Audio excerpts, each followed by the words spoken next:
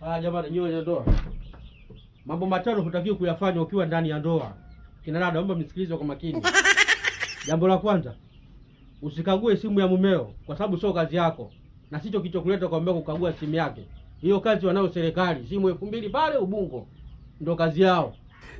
Serikali imemwacha itumie simu yake, hawajamfuatilia kuona kama ana matumizi mabaya ya simu. Wewe nani uje umkague? Sio kazi yako. Focus kilichokuleta. Hii nayo inakera. Kwa mtu karudi tu akajibadilisha hata nguo tayari wewe una simu tayari. Nka. Wewe utapigwa kitu kizito. Sio kazi yako kukagua simu. Hebu fanya kilichokuleta. Namba 2. Punguza mdomo. Punguza mdomo unapokuwa na mumeo.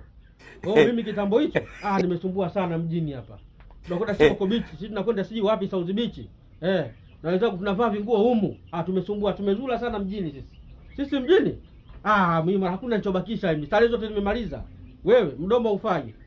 Mdomo utakuponza. Jamaa ataishi, kumbe nimeoa kumbe design hii. Umezikuruka mji wote. Acha nao mdomo huo. Haufai. Utakuponza. Namba 3, usimsifie mwanaume yote mwingine ukiwa na mumeo. Utakuwa umeleta dharau kubwa. Unasikia huyu kaka akivaa nguo zinampendeza huyu. Kaka mweupe huyu mimi napenda anapotembea yani. Kaka huyu hana makuu. Utamsifiaje mume mwingine wakati mimi nipo mbele yako? Hiyo itakuwa dharau kubwa. Hebu acheni hivi vitendo. Sio vizuri. Jirekebisheni. Acha kabisa. Wewe tulia, kaa kimya. Namba 4. Hutakiwi kuwasema ndugu zake. Maifi zako amekuja nyumbani mmekutembelea, unapiga nao story, wanake mambo yenu mnaambiana. Vitu vyenu mnaofanya hivyo, baadaye akiondoka tu maifi zako wanaanza kusema dada zako wale malaya bwana. Dada zako viwembe. Stories zako anipigia pale. Wale malaya bwana. Wanahangaika, unajua yule mwingine anajiuza.